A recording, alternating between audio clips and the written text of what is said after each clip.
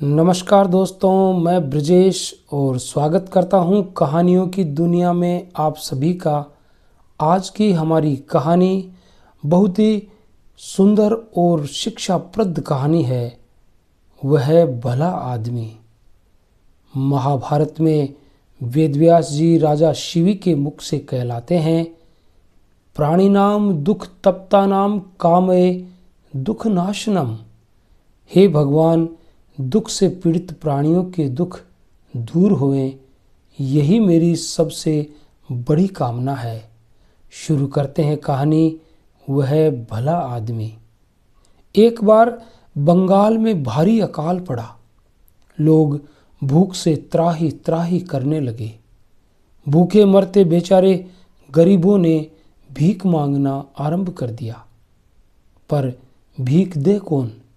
हर किसी को स्वार्थ की लगी थी। उन्हीं दिनों बंगाल के शहर बर्दवान में एक भद्र पुरुष घूम रहा था। अचानक एक दुबला पतला बालक उनके पास आया और हाथ फैलाकर बोला, बाबूजी, एक पैसा, कई दिनों से भूखा हूं। भद्र पुरुष ने बच्चे को ऊपर से नीचे तक देखा। उसके शरीर पर फटे चिथड़े लिपटे थे। उसकी आंखों में करुणा के भाव थे। भद्र पुरुष ने कहा, बेटा, अगर मैं तुम्हें एक की बजाय 2 पैसे दूं तो तुम क्या करोगे? 1 पैसे से भोजन लूंगा और 1 पैसा माता को दूंगा।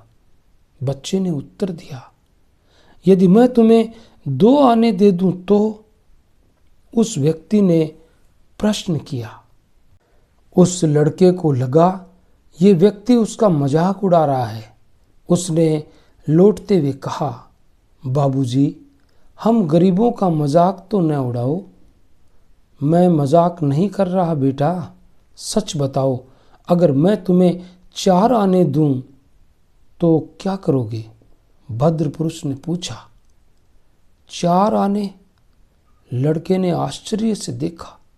क्षण भर सोचकर बोला, तब तो सारी मुसीबत ही कट जाएगी।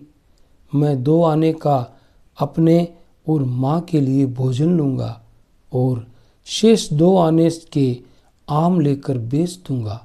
इससे मेरा गुजर हो जाएगा।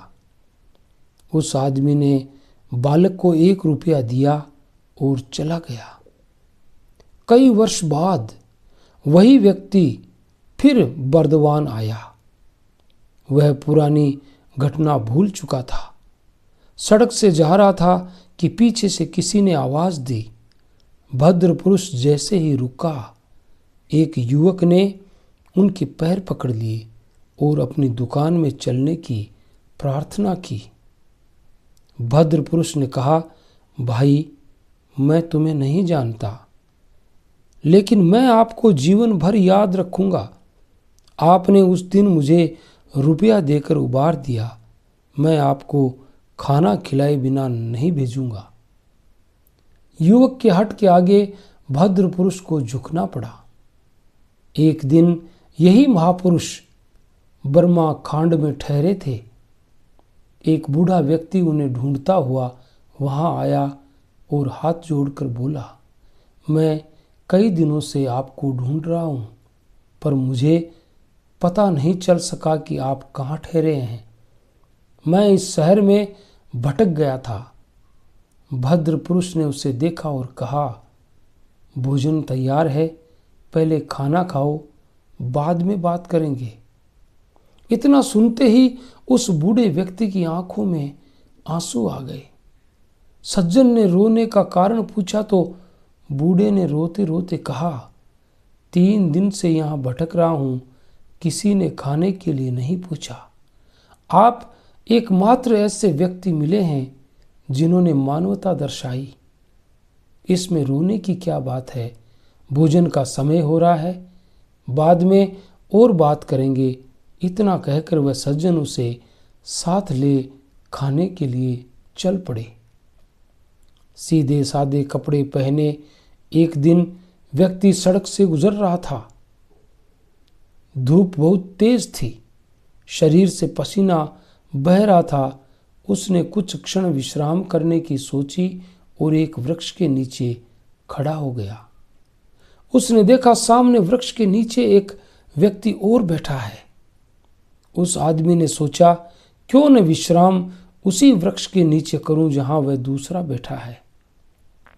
इस बहाने उससे बात भी हो जाएगी और विश्राम के साथ समय भी व्यतीत हो जाएगा। यूं सोचकर वह भी उसी वृक्ष के नीचे चला गया, लेकिन वहां जाकर उसने देखा कि जिस व्यक्ति के लिए वह वहां तक गया था वह बेचारा तो बहुत उदास था। उसने उसे खिन्न देखकर दुख का कारण पूछा। पहले तो उस दुखी ने कुछ बतलाना नहीं चाहा, पर बार बार कहने पर उसने बताया, अपनी लड़की के विवाह के लिए मुझे महाजन से ऋण लेना पड़ा जो अब तक नहीं चुका पाया हूँ। महाजन ने कचहरी में दावा कर दिया है, अब तो घर भी नीलाम हो जाएगा और जेल भी जाना पड़ेगा। भद्र पुरुष ने बातों बातों में उसका नाम पता पूछ लिया और सहानुभूति प्रकट करता हुआ चला गया। कुछ देर बाद वह दुखी व्यक्ति भी अपने घर चला गया। मुकदमे की तारीख पर वह अदालत में हाजिर हुआ। वहां किसी ने बताया कि उसका तो मुकदमा ही समाप्त हो गया है, क्योंकि किसी ने रुपए जमा करा दिए हैं। रुपए जमा किसने कराए वह काफी देर सोचता रहा। अचानक उसका ध्यान उस भद्र पुरुष की ओर गया, पर उसे विश्वास नहीं हुआ, क्योंकि वह व्यक्ति भी तो उसी की तरह साधारण कपड़े पहने हुए था।